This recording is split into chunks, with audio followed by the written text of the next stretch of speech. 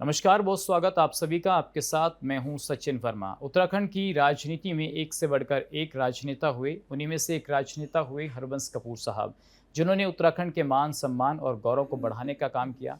उनके नाम 8 बार विधायक बनने का गौरव उनको हासिल हुआ। वो उत्तर प्रदेश विधानसभा के सदस्य भी रहे और 4 बार उत्तराखंड विधानसभा के सदस्य भी रहे।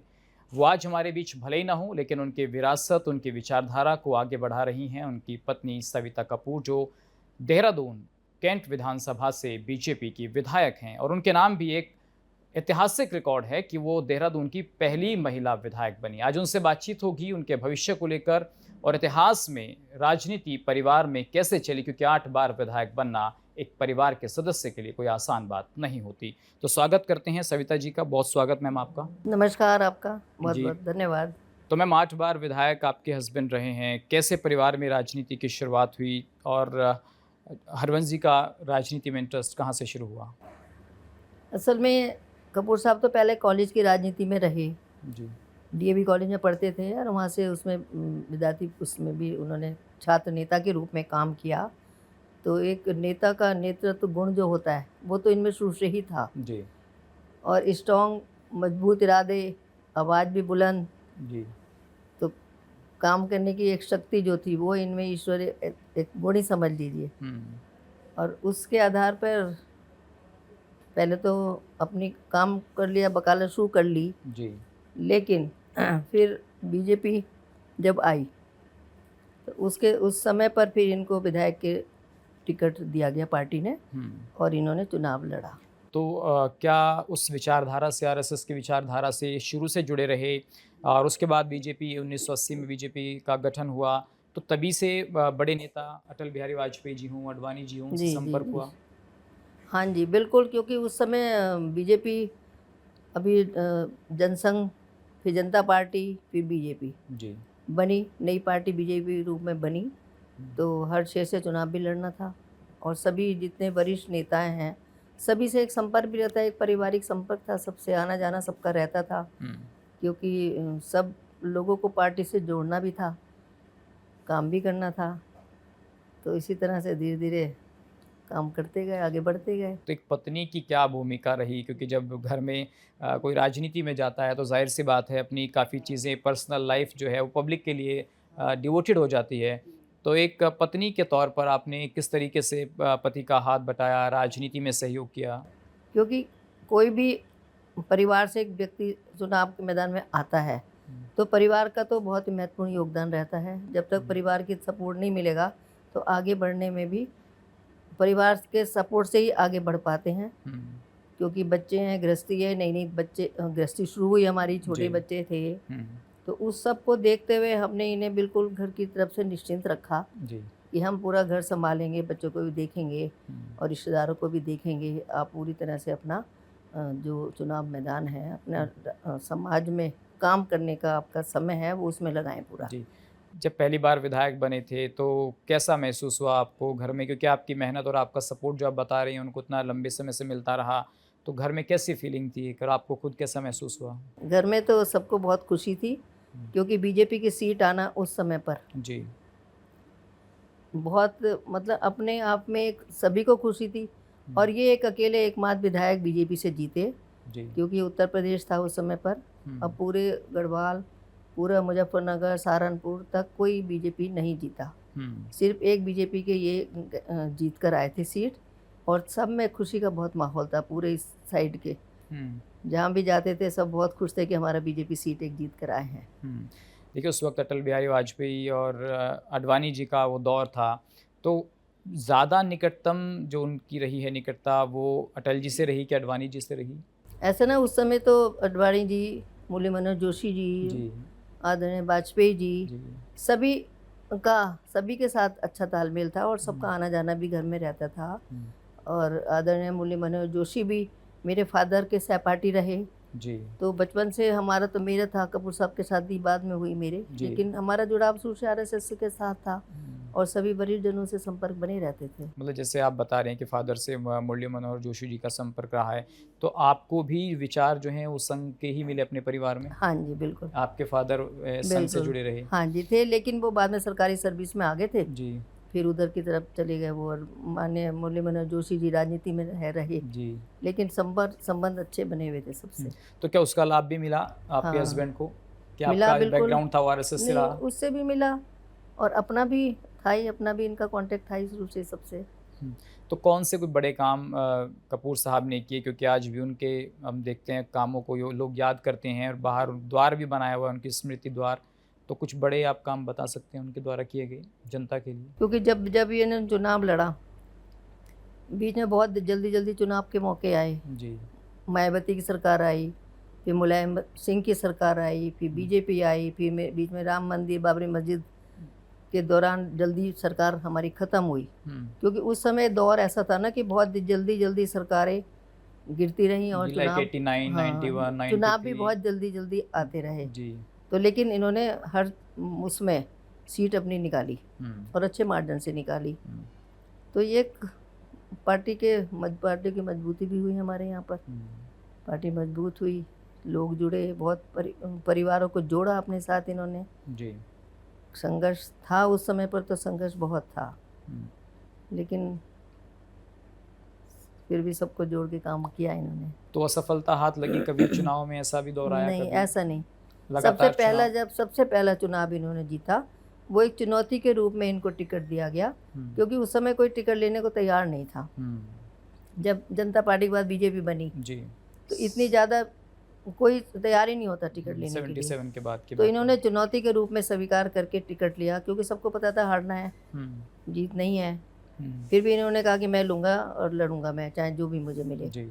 लेकिन फिर भी इन्होंने अच्छे वोट लिए, हुँ। 10,000 से अधिक वोट मिले इनको। जी। लेकिन उसके बाद इन्होंने लगातार संघर्ष इतना किया, जनता के बीच में काम किया, और अगला टिकट फिर इन्हीं को मिला, और अच्छे वोटों से जीत के आए। हुँ। अच्छा, जैसे आप बता रही हैं कि उत्तर प्रदेश के अंदर तो इतना चुनाव रहा है और सन 2000 से पहले तो उत्तर प्रदेश का हिस्सा उत्तराखंड रहा है। तो कभी कपूर साहब को दूसरे राजनीतिक दलों ने अपने पास बुलाने के लिए प्रेरित नहीं किया? क्योंकि अक्सर हमने देखा है कि टूट-फूट की सरकारें रही हैं और विधायकों को लाइए, सरकारें बनाइए, ये दौर भी रहा है उस दौर में। तो कभी संपर्क नहीं हुआ मायावती, मुलायम सिंह यादव जी से? ऐसा नहीं, क्योंकि अपनी विचारधारा मेल खाती नहीं थी उनसे। हुँ। जिस पार्टी को लेके चले हैं, उस पार्टी के साथ ही रहना है, हुँ। ऐसा नहीं। तो कभी ऑफ़र आया तो होगा कि आप हमारे साथ आ जाइए क्योंकि इतना सीनियर नेता थे? जी, नहीं, ऐसा नहीं था, जी। ऐसा नहीं। तो मैम आप उनकी विरासत को अब आगे बढ़ा रही हैं। आप कैसे देखते हैं उनके सपनों को अब साकार करने के लिए आगे बढ़ रही हैं आप? बिल्कुल, कपूर साहब ने अपने जो 8 बार विधायक रहे, और निरंतर कार्य में लगे रहते थे, और परिवार से इनका तालमेल था, हर परिवारजन इनको बहुत प्रेम करते थे। हुँ। तो मेरे को इनके जाने के बाद मौका मिला, हुँ। क्योंकि उस समय परिस्थिति ऐसी थी, विषम परिस्थिति में मेरे को टिकट दिया पार्टी ने, हुँ। और मैंने जीत के भी दिखाया, जी। क्योंकि जनता इनके साथ जुड़ी हुई थी हुँ। भावना से। हर कोई इन्हें बिल्कुल बहुत प्रेम करते थे जनता। अभी भी जहाँ भी मैं जाती हूँ, हर कोई प्रेम करता है हुँ। इनसे, कपूर साहब से, परिवार से, हम सब से, क्योंकि इतने सालों से सबका संबंध बना रहा हमारा। जी। तो मेरा भी यही पूरा प्रयास रहता है कि अपने क्षेत्र में हुँ। पूरा काम करूँ, जनता के बीच में हमेशा रहती हूँ, और जो भी जितना भी समय अधिक से अधिक मैं जनता के बीच में ही लगाती हूँ। तो मैम जैसे हस्बैंड तो ठीक है राजनीति में थे, बैकग्राउंड आपका भी आरएसएस से था, तो राजनीति में आपकी एंट्री एकदम से हुई या आप कपूर साहब के साथ धीरे-धीरे तमाम चीज़ों को देख रही थी, समझ रही थी, राजनीति में चुनाव प्रचार में भी उनके साथ जाती थी या उनके और महिलाओं को साथ जोड़ना, इस तरीके से आप काम करती रही हैं? हाँ, बिल्कुल रहा, क्योंकि कपूर साहब राजनीति में रहते, और मैं सामाजिक संस्थाओं से जुड़ी थी, और सामाजिक संस्थाओं के माध्यम से समाज में बहुत काम करती रहती थी मैं। हुँ। महिलाएँ भी जुड़ती थी हमारे साथ में, और कार्यक्रम भी करते थे, हुँ। और समाज सेवा के कार्यों में निरंतर ज़्यादा मैं ध्यान देती थी। हुँ। तो उसमें हमारे से ज़्यादा लोग, आमजन जुड़ता रहा, हुँ। और राजनीति से दूर रह के काम करती थी मैं समाज में। लेकिन कपूर साहब के साथ भी पूरा समय मैं देती थी। हुँ। जो भी उनको सहयोग होता था, पार्टी में मीटिंग होती थी, हमारे घर में मीटिंग होती थी। जी। पहले तो ऐसा तो नहीं था होटलों में मीटिंग हो रही है, पहले तो घर में ही मीटिंग होती थी पार्टी की। जी। तो सबको आना, चाय पानी जो भी होता था घर से ही करते थे हम लोग। तो पूरा सहयोग इनको भी मिलता था, इनके राजनीतिक कार्यों में, इनके जहाँ पार्टी के कोई कार्यक्रम हुए, कोई जुलूस हुए, या प्रचार हुआ, चुनाव प्रचार हुआ, कोई भी हो, चाहे एमपी का इलेक्शन आता था या कोई भी, हुँ। तो सभी में पूरा सहयोग रहता था, और पूरा हमारा परिवार सबको हम लग के पूरा चुनाव प्रचार भी करते थे। ठीक है मैम, राजनीति में वो आगे बढ़े, 8 बार विधायक रहे और जो हुआ वो बड़ा दुखद हुआ कि वो हमारे बीच से चले गए। लेकिन क्या कभी आपने सोचा था कि कभी जीवन में जब पढ़ते थे कि ज़िंदगी में राजनीतिक परिवार में शादी होगी और मैं खुद भी राजनीति में आऊँगी, विधायक बनूँगी? जी, ऐसा नहीं सोचा कभी भी। हुँ, कभी सोचा नहीं, क्योंकि हमारी शादी भी जल्दी हो गई थी, 12th पढ़ा हमने, जी। तभी शादी हो गई। हुँ, गृहस्थ बहुत बड़ा परिवार था, कपूर साहब का 5 भाई 2 बहनें थीं, हुँ, भतीजे, सब आना-जाना बहुत रहता था परिवार में। तो ऐसा कुछ सोचने का वक़्त होता ही नहीं था। हुँ। तो अब जैसे आप विधायक हैं, तो क्या पब्लिक डीलिंग में कोई समस्या आती है या वो गुण जो आपके हस्बैंड में थे? क्योंकि 8 बार विधायक बनना एक बहुत बड़ी बात होती है अपने आप में। लोग 1-2 बार विधायक बन जाएँ तो कहीं न कहीं एंटी इनकम्बेंसी हो जाती है। तो 8 बार एमएलए बनना, 2 अलग-अलग स्टेट से एमएलए बनना, तो उसमें कुछ सीखा अपने हस्बैंड से उनके साथ रहते हुए जिसको आज आप इम्प्लीमेंट कर रही हैं अपनी लाइफ़ हाँ, में? बहुत कुछ सीखा, इनसे सीख कर ही हम यहाँ आज पहुँचे हैं हुँ, और जनता के बीच में काम कर रहे हैं। हुँ, जैसा कि इनका था, हर समय हर पल जनता को ही देना है, सबके साथ अच्छा व्यवहार करना है, सबको सुख-दुःख में साथ देना है। उन्हीं हुँ, चीज़ को लेके हम काम कर रहे हैं। हुँ। तो आगे फैमिली में किसको राजनीति में इंटरेस्ट है आपके? राजनीति ऐसी तो कोई बात नहीं, परिवार को पूरा परिवार है हमारा लगता रहता है। हुँ, हमारे तो शुरू से ही जिस किसी के भी चुनाव हुए पूरा परिवार लग जाता है, और कपूर साहब सबको पूरा लगाते थे। हुँ, रिश्तेदारों को भी बुला लेते थे, चाहे हुँ, एमपी चुनाव हो, मेयर हो, नगर निगम हो, कोई। जी। सब में हमारा पूरी परिवार पूरा काम करता था चुनावों में। कभी विधान ऐसे इस लालच से नहीं कि हमें कोई पोस्ट मिले, पद मिले, कुछ मिले। जी। ये लालच कभी नहीं रहा हमारे परिवार में हुँ। किसी को भी। विधानसभा के अध्यक्ष भी रहे कपूर साहब, तो उनको बड़ा सम्मान पार्टी ने दिया। आपको कभी ऐसा लगा कि जितने बड़े नेता वो थे और जितना सम्मान उन्होंने पार्टी का बढ़ाया है, कभी पार्टी ने उनको ऐसा सम्मान ना दिया हो, ऐसा कभी लगा? नहीं, ऐसा कोई नहीं, पार्टी ने हमेशा टिकट दिया और जीत के दिखाया इन्होंने। पार्टी ने महत्व दिया है, तभी तो हमेशा हुँ, टिकट देती थी पार्टी। हुँ, हुँ। और तो इनके अच्छे कार्यों को, इनकी जीत को देखकर ही पार्टी इनको टिकट देती थी जी, जी। हमेशा। तो लगातार अब आप आगे बढ़ रही हैं, 2022 का चुनाव आप जीती, पहली बार विधायक बनी, 27 की क्या तैयारियाँ हैं आपकी? 27 की तैयारी पूरी है, दिन रात लगे रहते हैं, काम करते हैं, और जो हुँ, तब शरीर में क्षमता है काम कर रहे हैं। हुँ। जब तो मैं तक वही पूछ रहा था कि फैमिली से क्या आप चाहती हैं कि आपकी जो आने वाली जनरेशन है, वो बीजेपी से जुड़े और बीजेपी से लगातार वो काम कर रहे हैं उन बीजेपी पार्ट से तो हमेशा जुड़े रहे हमारे हुँ, बच्चे, और हुँ, काम भी हमेशा करते हैं, मेरे को भी पूरा सपोर्ट करते हैं। हुँ, बच्चों के साथ ही सपोर्ट करके मैं भी काम कर पा रही हूँ, क्योंकि हुँ, परिवार का सपोर्ट मिलना हुँ, से ही हमें आगे बढ़ने में मदद मिलती है। हुँ, ऐसा कोई नहीं है, और हम लोग सब मिल के काम करते हैं, परिवार हुँ। के बच्चे भी, हम भी। ठीक है मैम, एक छोटे से ब्रेक के लिए हमें यहाँ रुकना पड़ रहा है। एक छोटा-सा ब्रेक लेंगे और ब्रेक के बाद जब लौटेंगे तो सविता कपूर जी से बात होगी, उत्तराखंड की सियासत की और पुष्कर सिंह धामी जी के कार्यकाल को किस तरीके से देखती हैं। 2027 का चुनाव भी आने वाला है। छोटा-सा ब्रेक, जल्द लौटते हैं। ब्रेक के बाद आप सभी का एक बार फिर से स्वागत है। आज हमारे खास मेहमान हैं देहरादून कैंट से बीजेपी की विधायक सविता कपूर जी। आज उनके राजनीतिक और पारिवारिक जो चीज़ें रही हैं उन पर हम बातचीत कर रहे हैं और अब बात करते हैं उत्तराखंड की सियासत की। तो मैम पुष्कर सिंह धामी जी का जो कार्यकाल है वो लगभग 4 वर्ष से अधिक का हो चुका है। किस तरीके से देखते हैं आप उनके कार्यकाल को? हमारे माननीय मुख्यमंत्री पुष्कर सिंह धामी जी के नेतृत्व में हमारा प्रदेश निरंतर विकास की ओर बढ़ा है और नित नए आयाम स्थापित किए, हुँ, क्योंकि उन्होंने नवाचार को बढ़ावा दिया। और आप भी इस चीज़ को जानते हैं, कितनी चीज़ें नई लेके आए, हमारे विधानसभा में बिल पारित हुए। जी। तो उनके नेतृत्व में हमारे प्रदेश में हम सब मिलके बहुत अच्छा कार्य कर रहे हैं, और अपनी हुँ, विधानसभा में भी निरंतर हम लोग लगे रहते हैं। माननीय मुख्यमंत्री जी का जो भी घोषणाएं होती हैं, जो भी उनका हमारे विधानसभा में उनका मिलता है हमें जो जी। भी, तो हम पूरा कार्य करते हैं। एक मैम सवाल हमेशा उठता है उत्तराखंड की राजनीति में कि गैरसैंण को विधानसभा बना देना चाहिए स्थायी विधानसभा को लेकर, लेकिन जो प्लेन्स के जो नेता हैं ज़्यादातर मानते हैं कि नहीं देहरादून ही स्टेबल राजधानी होनी चाहिए, या फिर आपको लगता है कि नहीं अलग अलग जो सीजन्स होते हैं उनके लिए जो राजधानियाँ हैं वो बिल्कुल सुटेबल हैं? नहीं, अच्छी बात है, दोनों जगह हो तो अच्छा रहता है, उधर भी जाने का मौका मिलता है, उधर हुँ, भी आसपास का वातावरण भी सबको, गाँव वासियों को भी लगता है कि हमारी सरकार यहाँ काम कर रही है। जी। तो अच्छा है, इधर भी उधर भी दोनों जगह ही ठीक रहता है। देखिए गैरसैंण को बनाने के लिए क्या उसका क्रेडिट तो हरीश रावत जी की सरकार लेती है कि हमने वहाँ शुरू किया, लेकिन सत्र चलाने का क्रेडिट आपकी सरकार लेती है कि हमने सत्र शुरू किया वहाँ पर और इन्वेस्टमेंट इतना वहाँ पैसों का हुआ, मेंटेनेंस सब चीज़ें हुई, उसका क्रेडिट सरकार लेती है।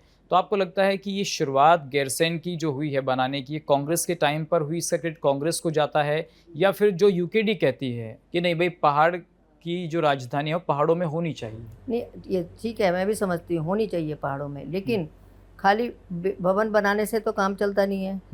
और वहाँ पे मूलभूत सुविधाएं भी होनी चाहिए, और राजधानी बनाना इतना आसान नहीं होता। जी। सब डिपार्टमेंट, सारे तहसील, हर चीज़ वहाँ होंगी, ऑफिस वहाँ होंगे सभी का, क्योंकि खाली ऐसी वहाँ की वो व्यवस्था, मतलब गांव है पूरा, जी। तो अभी पूरी उस तरह से राजधानी के रूप में डेवलप उससे नहीं कर पाए, जी। क्योंकि खाली भवन आपने देखा होगा इतना बड़ा बना हुआ है। तो और सुविधाओं के लिए भी पहाड़ों पे जाके हर विभाग के द्वारा, तो इसमें तो समय तो लगता ही है। एक मिनट, आप तो वहाँ जाते रहते हैं, तो सड़कों की जो व्यवस्था है वो मुझे लगता है समुचित नहीं है। इसके अलावा भराड़ी सैन को विधानसभा बनाने की बात थी कि यहाँ पर बना लीजिए, लेकिन फिर जाकर के गैरसैंण थोड़ा ऊपर बना लिया गया उसको। तो वो व्यवस्थाएं नहीं हैं। कई बार आपकी पार्टी के विधायक कहते हैं कि भाई ऑक्सीजन की कमी है, स्वास्थ्य के हिसाब से सही नहीं है, ऊंचाई बहुत ज़्यादा है। तो आप तो वहाँ जाती रही हैं, आपको क्या महसूस हुआ कि जिनमें सुधार होने की ज़रूरत है? नहीं, वो तो ऑक्सीजन को तो हम कर नहीं सकते, वो तो भगवान की बनाई हुई चीज़ें हैं सारी। लेकिन जो बिल्डिंग है उसके आसपास का है, मौसम तो रहता ही है बारिश का, वहाँ बारिश कभी भी आ जाती है, एकदम ठंडा भी बहुत हो जाता है, तो उसमें थोड़ा सा तो परेशानी आती है। बाकी सड़कें सुड़कें ठीक हैं। और दूसरे गढ़वाल का तो आपको पता है गढ़वाल की भौगोलिक स्थिति कैसी है, तो वो तो अचानक बारिश आ गई, कुछ आ गया तो कुछ ना कुछ बीच में रुकावट आ जाती है सड़कों में, लेकिन तुरंत ठीक भी हो जाती है, ऐसी कोई बात नहीं है, तुरंत हमारे ठीक भी हो जाते हैं, विभाग द्वारा किया जाता है। और थोड़ा सा गांव वैसा एरिया है ना, ऐसी समतल ज़मीन नहीं है। हाँ। ऐसे बड़ी बड़ी बिल्डिंग बनाना इतना आसान नहीं है वहाँ पर। क्योंकि लोग कहते हैं देखिए मुख्यमंत्री जी आते हैं तो हेलीकॉप्टर से लैंड हो जाते हैं, लेकिन जो नेताओं को जाने में चढ़ाई करना बड़ा दिक्कत होता है, अधिकारियों को गाड़ियों में फाइल्स इधर से उधर लेकर जाना, इसमें भी बहुत ज़्यादा एक्सपेंडिचर होता है। डिपार्टमेंट वहाँ शिफ्ट होता है ना जी। वो थोड़ी सी परेशानी तो रहती है, क्योंकि जब तक सारा सेटअप वहाँ नहीं होगा तब तक तो यहीं से उठा के ले जाना पड़ता है पूरा। एक सवाल मैम, देश के अंदर मौजूदा दौर में चल रहा है, अभी आपने देखा होगा कि धर्मेंद्र प्रधान जी का इस्तीफ़ा ले लिया गया, उत्तराखंड के अंदर भी कहीं ना कहीं विरोध प्रदर्शन हुए। तो कांग्रेस कह रही है कि युवाओं के साथ छलावा हुआ है, और अभी जो 3 विधानसभा सीटों के उपचुनाव के नतीजे भी आए उसमें विपक्ष कह रहा है कि अब असंतोष शुरू हो गया बीजेपी के खिलाफ। अब उत्तर प्रदेश और उत्तराखंड के अंदर चुनाव है तो बीजेपी के अब बुरे दिन शुरू हो गए। आप भले अच्छे दिन कहते रहे, लेकिन अब बीजेपी के बुरे दिन शुरू हो गए। ऐसा तो नहीं है, मैं मानती बुरे दिन शुरू हुए, ऐसा कुछ नहीं है। और युवाओं के जो सब उन्होंने बात रखी, तो संसद में आके उससे बहस करो ना। उसमें खाली, और उसमें अधिकतर युवा थे ही नहीं, दूसरे बाहर के लोग ला के तुम आंदोलन करा रहे हो, जो कि ठीक नहीं है। तो नहीं, राहुल गांधी जब आते हैं उत्तराखंड तो अभी देखा होगा आपने, युवा संवाद उन्होंने किया, चाहे वो राजस्थान जाएं या कहीं अलग अलग जगह पर जाकर वो युवाओं की बात करते हैं। एक तरफ प्रधानमंत्री हैं जो खुद को भी कहते हैं कि नहीं, अभी हमारा देश जो है वो युवाओं के साथ आगे बढ़ेगा। तो आपको लगता है कि इंडिया एक युवा कंट्री है, तो उस हिसाब से क्या राहुल गांधी वो मॉड्यूलेशन ला पा रहे हैं युवाओं में, या प्रधानमंत्री जो उनसे ज़्यादा बेटर कर रहे हैं? प्रधानमंत्री बेटर कर रहे हैं, हमारे देश के प्रधानमंत्री हैं और ताकतवर हैं, और युवाओं को हमेशा सोचते हैं। युवाओं के लिए नई नई योजनाएं वो लेके आ रहे हैं, युवाओं को अधिक से अधिक नौकरी भी दे रहे हैं। हमारे प्रदेश में भी माननीय मुख्यमंत्री जी ने अभी 34,000 के लगभग इन 4 सालों में नौकरियाँ दी हैं युवाओं को। तो युवाओं को तो आगे बढ़ाना ही है, और हमारी बीजेपी की सोच भी है कि युवा को आगे बढ़ाएंगे, आगे देश युवा ने ही संभालना है। तो उसको लेकर तो हम काम कर रहे हैं, हमारी पार्टी। जैसे आप 34,000 भर्तियों की बात कर रही हैं कि हमने रोजगार दिया है, विपक्ष से भी बताता है कि नाकाफ़ी है। आप तो लाखों रोजगार देने की बात करते थे, तो 34,000 तो ऊँट क्यों में जी रहा हूँ? वो तो सिर्फ उत्तराखंड की बात कर रही हूँ मैं। जी, मैं उत्तराखंड की बात कर रहा हूँ। वैसे तो पूरा देखो तो मोदी जी का हर महीने रोजगार मेला करते हैं, उसके माध्यम से कितनी उन्होंने जो लिया है कि 10 लाख से अधिक नौकरी देने का कर रहा है, तो वो तो पूरे देश में तो कितनी नौकरी लगी है। जी। मैं तो सिर्फ यहाँ की बात कर रही हूँ, उत्तराखंड सरकार की। आप एक महिला भी हैं, और कांग्रेस लगातार महिलाओं की सुरक्षा को लेकर बड़ा सवाल उठाती है। अंकिता भंडारी का मामला रहा हो, वो कहते हैं कि देखिए बीजेपी के नेता ही महिलाओं को कितना सम्मान करते हैं, जग जाहिर हो गया है। एक तरफ 33% आरक्षण की बात हो रही है संसद के अंदर, अभी तक उसको पूरी तरीके से इम्प्लीमेंट नहीं किया गया है।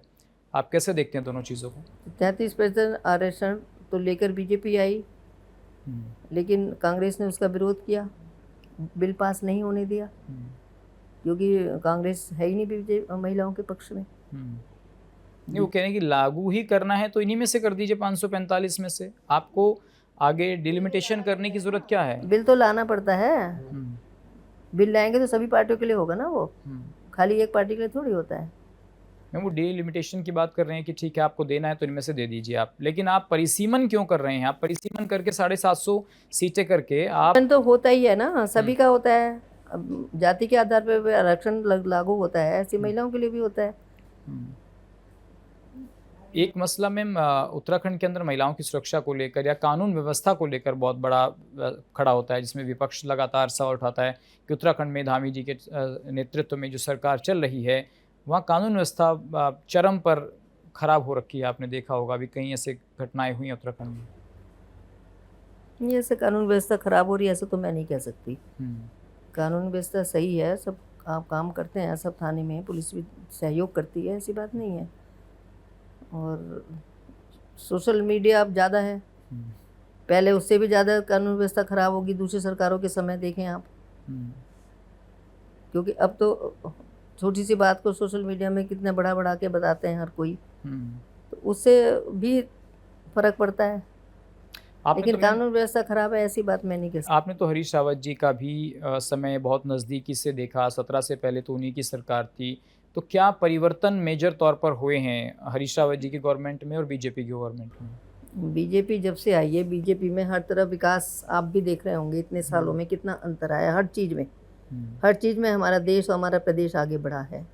चाहे रोड देख लो, फ्लाईओवर देख लो, दवाइयों का देख लो, इलेक्ट्रिक देख लो, डिजिटल में देख लो, हुँ, बैंकिंग देख लो, हर चीज़ में हमारा देश और प्रदेश आगे बढ़ा है। हुँ, तो अंतर तो है और हुँ, इसको आम जनता भी समझ रही है। हुँ।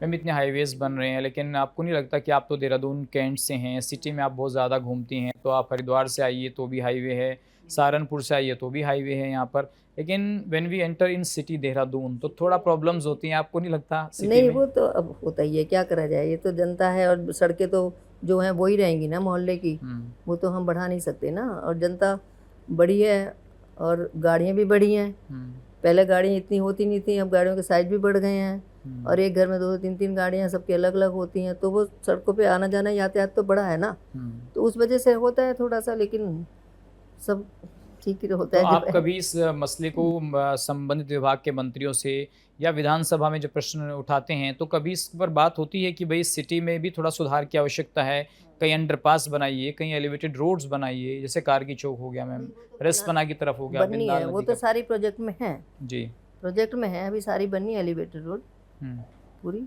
जी, अब फ़र्क पड़ा भी है काफ़ी, क्योंकि कितने इन्होंने रूट बनाए, चेंज किए हैं, चौड़े करे हैं, चौराहे भी चौड़े किए हैं, जी। तो फ़र्क तो आया है। और जितनी जनता बढ़ती जा रही है तो आबाद क्या करें, जनता तो तो जनसंख्या जी, बढ़ती चली जा रही है। तो 22 से अब तक मैम आपने कौन से महत्वपूर्ण काम अपने विधानसभा में कराए हैं? अच्छा, जब से मैं विधायक बनी हूँ तो हमारे क्षेत्र में हर हर वार्ड में, हर क्षेत्र में काम हो रहे हैं। हुँ, चाहे सड़कें हों, चाहे नालियाँ हों, चाहे सीवर का काम हो, चाहे पानी का काम हो, हुँ, ट्यूबवेल कई बना लिए मैंने, काफ़ी सारे बन गए यहाँ पर। किसी हुँ, भी क्षेत्र में पानी की समस्या अब नहीं होती। हुँ, और सीवर पूरे मेरे, जैसे मैंने कहा था चुनावों के समय, 100% सीवर अपने विधानसभा में डालूँगी, जी, तो 95% हमारा पूरा हो गया है। हुँ, 2-4% है, वो भी इन 2-4 महीने में प्रस्ताव गए हुए हैं, पारित हो गए हैं, वो भी पूरा हो जाएगा। जी, और ट्यूबवेल भी हर वार्डों में ट्यूबवेल बनाए, पानी पीने हुँ, पानी की समस्या कोई है नहीं हमारे हुँ, यहाँ। और हमारे यहाँ जितने भी मंदिर हैं मेरे विधानसभा क्षेत्र जी, में, सब मंदिरों में मैंने विधायक निधि से पैसा दिया, उनका हुँ, सौंदर्यकरण कराया, हुँ, पुनर्निर्माण भी कराया कुछ मंदिरों हुँ, के, स्कूलों में भी बहुत पैसा दिया, हुँ, बिल्डिंग, कक्ष निर्माण या फर्नीचर, जी, ये सब मैं विधायक निधि के माध्यम से कराती रहती हूँ मैं। हुँ, चाहे गुरुद्वारे हैं, वहाँ भी पैसा लगाते हैं। हुँ, तो जो भी संभव होता है, पूरी मैं कोशिश रहती हूँ कि मेरे विधानसभा में हुँ, सबसे अच्छा काम हो, सर्वश्रेष्ठ मेरी विधानसभा रहे, हुँ, और अपना भी सर्वश्रेष्ठ देने का मैं पूरा हुँ, प्रयास करती हूँ और जनता को भी खुश रखने की पूरी कोशिश रहती है कि जनता भी हमारी खुश रहे, जी, और जो यहाँ से मेरे ऑफिस में आता है तो खुश हो और संतुष्ट होकर यहाँ से जाए। जी। मैम ज़्यादातर जैसे शहर के लोग हैं, तो ज़्यादातर डिमांड्स पब्लिक की क्या रहती है? रोड्स की, क्योंकि मेयर भी यहाँ पर हैं, तो बीजेपी की ट्रिपल इंजन की सरकार कह सकते हैं। इसके अलावा राजधानी है, तो सरकार का अलग से फ़ोकस रहता है। तो ज़्यादातर आपको क्या लगता है कि पब्लिक डिमांड किस चीज़ की रहती है? मेन तो पब्लिक की ये लाइट सड़कें ही हैं, हुँ, और जो कि हम पूरी कर रहे हैं। हुँ, वार्ड मेंबर भी लगे रहते हैं, वो भी अपना काम पूरा करते हैं, हम भी कर रहे हैं, जहाँ कमी हो हम पूरी करते हैं। जी, अपने अपने वार्डों को ठीक करने की कोशिश करता है हर कोई। हुँ। तो 2027 का क्या विज़न लेकर आप चल रही हैं? 2027 में आपका क्या बड़ा एम है कि इस बार यदि मुझे मौका मिलता है तो मैं ये अपनी विधानसभा के लिए काम करूँगी? अच्छा, अभी तो ये प्लान बनाया नहीं मैंने, क्या आगे के लिए करूँगी। अभी जो है वो पूरे हो जाएँ हमारे। हुँ, डिग्री कॉलेज का हमारा था, डिग्री कॉलेज अब मिल गई अनुमति जी।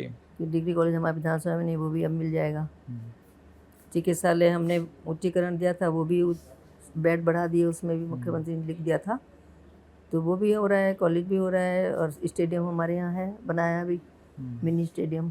जी। शायद देखा होगा प्रेमनगर, आप गए नहीं होंगे। हुँ, तो वो भी है। तो पूरी अपनी कोशिश रहती है कि विधानसभा में सब अच्छा ही करेंगे और आगे का विचार करेंगे, जो जहाँ कमी होगी वो अगले तो जैसे कार्यकाल में पूरा करेंगे उसको। ठीक है, मैं लास्ट क्वेश्चन आपसे ये है कि एक विधायक के लिए या फिर एक जनप्रतिनिधि के लिए सड़क, शिक्षा, स्वास्थ्य, रोज़गार जी, इन पर आप खरे उतरी हैं जनता की उम्मीदों पर? हाँ बिल्कुल उतरे हैं। बिल्कुल।